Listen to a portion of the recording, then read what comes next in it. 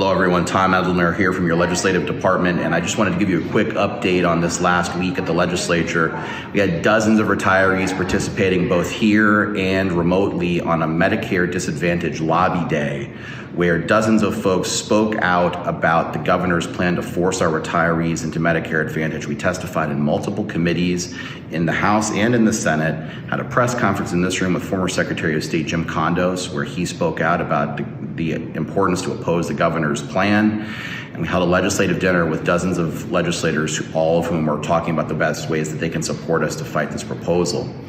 Last week in the House Corrections Committee, Steve Howard testified on the incredible crisis in staffing at Vermont's correctional facilities and the ways in which VSEA can fight back. He gave direct testimony from dozens of our members about the way that the crisis is impacting them and pushed back on the department's claims that everything was going smoothly.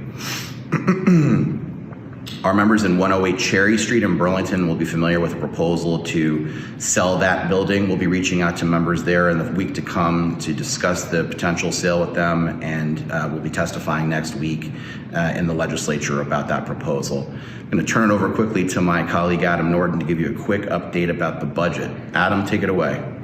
Hey, this is Adam Norton with VSEA, reporting from Cedar Creek Room. We've been through several department budgets this week. Dale, DCF, AHS, Secretary's Office, Department of Public Service, just to name a few. There's a full list of the departments that have presented their budgets in my update.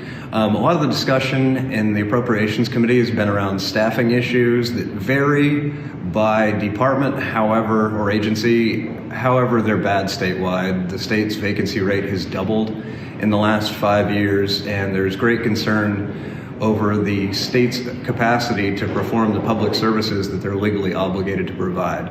And there's some good questions about, is compensation sufficient, and is the classification system outdated? And I think the answer to both is, well, first is no, and the latter is yes. So we'll be monitoring approps going forward, following the budget throughout the session. I'd anticipate big fights around the DCF budget related to the emergency housing program and child care subsidies, which is a big priority of both the governor and the legislature here.